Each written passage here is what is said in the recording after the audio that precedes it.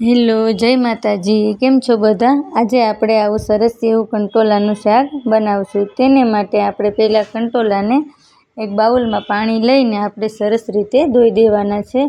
પછી તેને આપણે કોરા કરી લઈશું અને તેને રાઉન્ડ શેપમાં હું સમારી લઈશ. જો તમને બી ભાવે તો રાખવાના, ના ભાવે તો કાઢી દેવાના, પણ બીમાં બહુ વિટામિન મળે છે.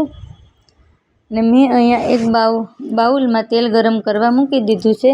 તો તેમાં લસણ અને હિંગનો આપણે વઘાર કરી લઈશું.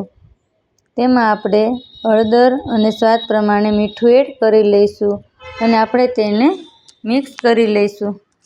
જો તમે લસણ ના ખાતા હોય તો જીરુંથી પણ વઘાર કરી શકાય. હવે આપણે તેને 5 મિનિટ માટે ઢાંકીને રાખી દઈશું. ફરી આપણે તેને હલાવી લઈશું. તેને થોડીક વાર માટે આમને હલાવતા રહેવાનું, કેમ કે આપણે શાકમાં પાણી એડ કરવાનું નથી, એટલે સરસ એવું મીઠું શાક બની જશે. શાક બની રહેવા આવે એટલે તેમાં ટમેટાં, ચપટી ખાંડ અને લસણવાળી ચટણી આપણે એડ કરી લઈશું અને આપણે તેને મિક્સ કરી લઈશું. કંટોલાનું શાક ખાવામાં બહુ સરસ લાગે છે. એકદમ સરસ રીતે આપણે મસાલાને મિક્સ કરી લઈશું.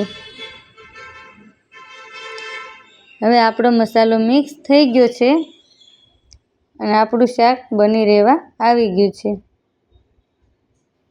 તો આપણે તેમાં ધાણા અને ધાણા જીરું એડ કરી લઈશું ને આપણે તેને એક બાઉલમાં લઈ લઈશું.